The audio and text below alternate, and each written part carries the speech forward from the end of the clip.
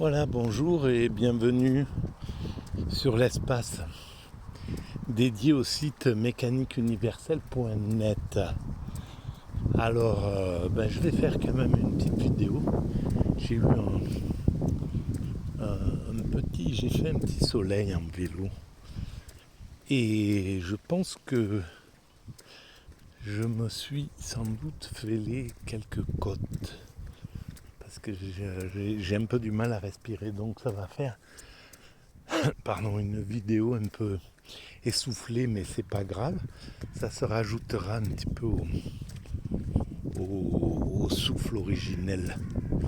Voilà, je voulais un petit peu parler de politique là, parce que j'écris un petit peu sur Twitter en ce moment et je me rends compte que je peux pas rester insensible avec les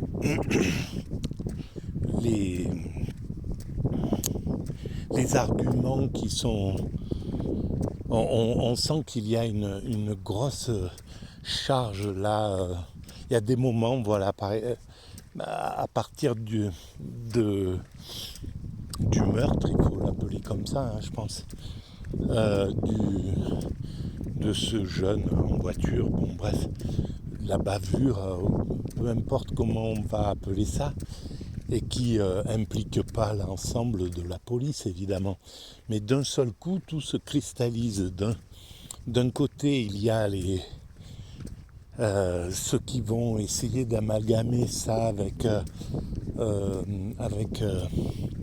à l'ensemble des forces de l'ordre, et il y avait une manifestation, il y avait quelqu'un qui filmait dans cette manifestation, il y avait des élus de gauche et qui disait on n'aime pas la police, personne n'aime la police, ou plus personne n'aime la police, quelque chose comme ça. C'était aussi absurde et aussi extrémiste que les personnes qui qui pratiquement applaudissent ou sont allées faire une cagnotte pour soutenir ce policier qui a tué ce gosse. Et qui en fait s'en voulait plus ou moins, d'après ce que j'ai lu, apparemment il était vraiment désolé d'avoir appuyé sur la gâchette, et que cet acte d'un seul coup ait eu une conséquence aussi horrible, quoi, parce que et là on voit à quel point on est arrivé à simplifier la mort. Et cet acte il est grave, mais il dit beaucoup de choses.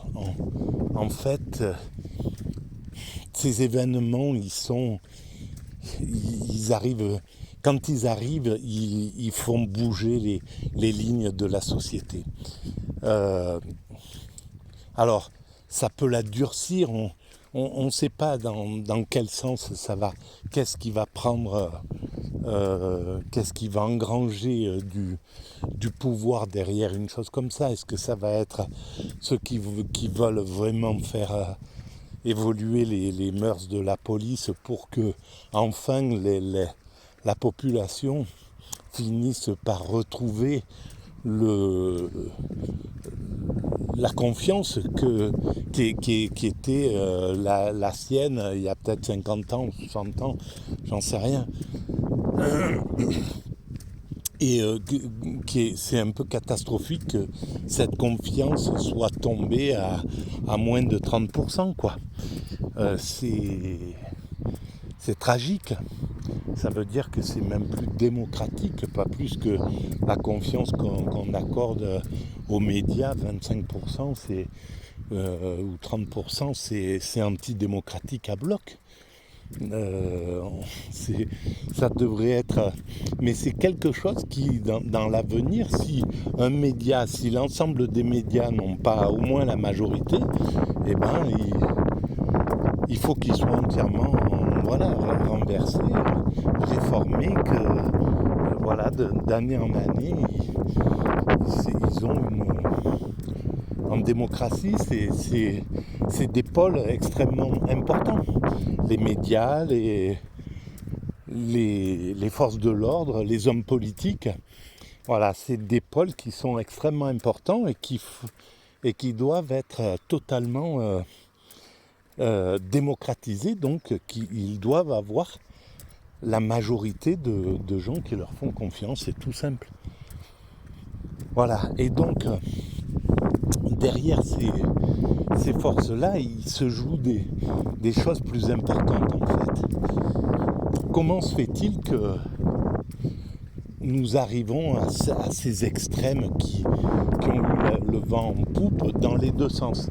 Et il y a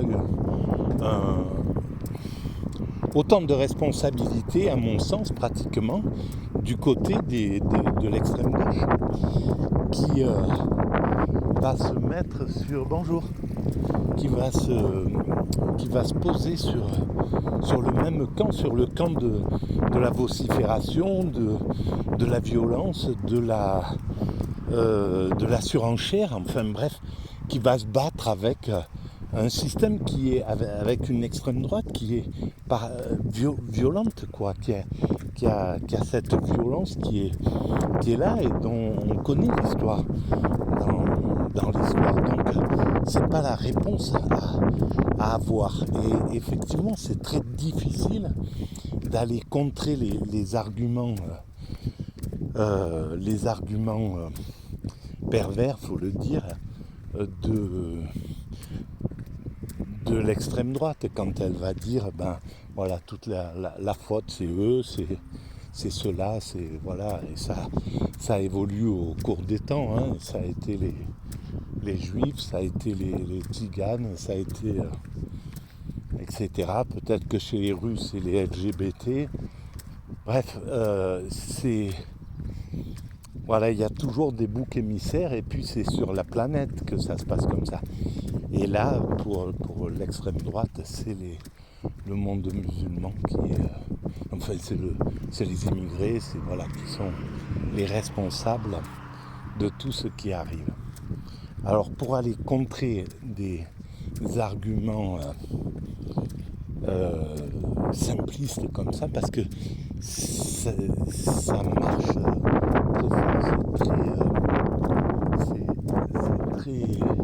c'est très percutant en fait. Ces arguments-là sont extrêmement percutants et ils sont efficaces à bloc, quoi. Un argument pervers nécessite 10 arguments, 10 contre-arguments pour arriver à le démonter en fait. Et on voit à quel point c'est facile. Là, par exemple, tout à l'heure, ben voilà, il y a quelqu'un justement de cette extrême droite, hein, faut l'appeler par son nom, qui récupère le fait qu'aujourd'hui ça fait 80 ans que Jean Moulin a été tué. Et donc, dans son argumentaire, c'était aujourd'hui, ceux qui sont les fachos, quoi, en gros, c'est la gauche. Ça serait la gauche, ça serait les gauchos. Voilà. Donc, quand on lit les commentaires derrière, ça sonne tellement bien dans l'oreille de ceux qui demandent qu'à être convaincus de ça, et dans la population qui est vulnérable, qui est influençable en fait. Et surtout qu'après des années maintenant de bashing, alors on pourrait juste en parler comme du bashing, mais c'est pire que ça, comme de la destruction de la gauche, c'est-à-dire que dès que la gauche bouge quelque chose, il y a une sorte de volée de haine, etc., etc. Et alors, ça a détruit en fait la gauche qui s'est hyper mal défendue, qui s'est défendu justement en vociférant et en faisant passer les vociférateurs en tête de gondole. Et c'était une erreur mais terrible, quoi, parce qu'en fait, et, voilà, le vociférateur est impopulaire. C'est pas, il est, voilà, il peut fédérer derrière lui une vingtaine de pourcents de gens qui sont écorchés, qui aiment les grandes gueules, qui aiment les gens qui ont entre guillemets du caractère comme ça, et qui vont rester là, mais ça peut pas évoluer, ça reste à 20% comme ça, et c'est pas suffisant face à un camp adverse qui d'ailleurs en a fini avec la vocifération plus ou moins. Voilà, ils ont compris que c'est pas que c'est pas le bon truc. Enfin, il y a quelque chose d'un peu stupide, un peu bourrin du côté de la gauche. Et alors, le pire, c'est que quand on étudie l'histoire, dans les années 30, 20, 30, en Allemagne, par exemple, eh ben, il s'est passé exactement cette chose-là. La gauche c'était des grandes gueules qui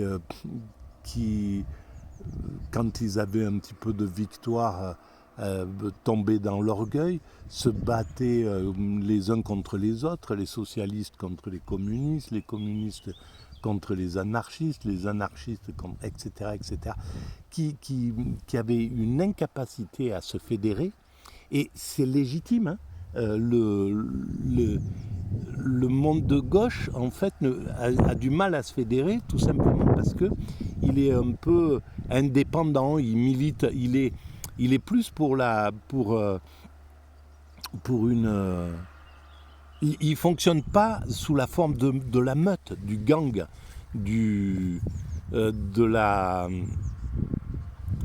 d'un clan, quoi. C'est pas un système de clan, c'est autre chose. Les valeurs sont ailleurs. Le système de clan, c'est le système mafieux, c'est le système, voilà, qui arrive qui s'organise de manière tout à fait instinctive, très naturelle. C'est-à-dire que il y a des épreuves de force entre les dominants, et celui qui baisse les yeux, voilà, il se fait... il fait allégeance aux dominants, et c'est comme ça que les systèmes dominants montent. Un Mussolini, voilà, c'est par les épreuves de force qu'il est arrivé au pouvoir. Hitler, c'est par l'épreuve de force qu'il est arrivé au pouvoir. Et donc, ça fonctionne comme ça. Et les mafias, n'importe où qu'elles soient, elles fonctionnent comme ça. C'est des épreuves de force. Et puis si l'autre ne veut pas céder, il y en a un des deux qui se fait descendre, et il y en a un qui reste le chef, et tous les autres ont peur derrière lui. Et c'est comme ça que ça se règle globalement du côté de la droite. La droite s'organise comme ça, et donc elle n'a pas tellement du mal à faire monter un leader incontestable, que personne ne va contester derrière.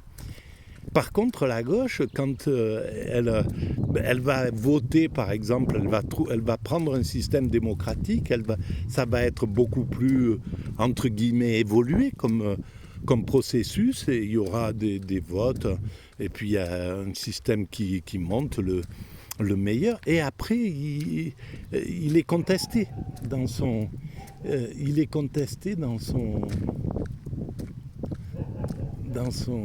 Hop.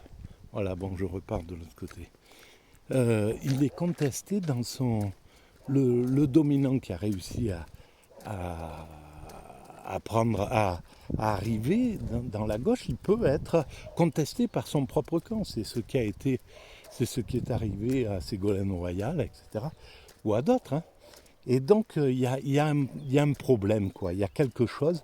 Les qualités de la gauche ne savent pas les utiliser. Et alors c'est grave, parce qu'en fait ça enlève de la confiance, et on comprend que des gens n'ont pas envie d'élire, alors que pour 80% de la population qui est des ouvriers, des employés, voilà, pour qui la logique voudrait que qui votent pour ceux qui vont faire évoluer leur, euh, les valeurs sociales, faire évoluer, réduire le temps de travail, améliorer les conditions, etc. Et c'est la gauche qui fait ça globalement. La droite, elle le fait quand elle est contrainte. Elle l'a fait pendant les 30 Glorieuses parce que en face, il y avait un parti communisme qui était... il y avait une gauche qui était vraiment forte, et puis il y avait un parti... il y avait l'URSS qui était en face et qui donnait la possibilité à des gens d'imaginer que le communisme pouvait prendre le pouvoir. Donc il y avait une sorte d'obligation de la droite à être sociale. Quand elle n'a pas cette obligation-là, comme depuis qu'elle a gagné son combat contre l'URSS, contre le communisme, elle est rentrée en toute puissance, et à partir de là, elle n'avait plus besoin, en fait, de se montrer sociale. Et c'est pour ça qu'elle a ravagé tous les acquis depuis 30 ans, qu'elle ravage tous les acquis tous les acquis qui ont été faits pendant les 30 Glorieuses. Dans le monde libéral, c'est ce qui s'est passé. C'est ce qui s'est passé en Angleterre, c'est ce qui s'est passé en France. Il y a une vendange complète des acquis, des acquis sociaux. Ils ont privatisé tout ce qui appartenait au peuple, en fait. Les transports, l'énergie, quasiment l'éducation, les prisons, les trucs, enfin bref. Voilà, ça veut dire que ils repoussent la retraite, ils réduisent les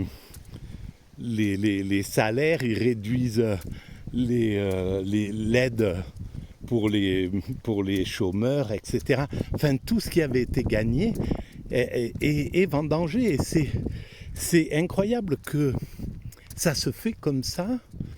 Et ceux qui sont témoins de cette chose-là ont été complètement inaudibles.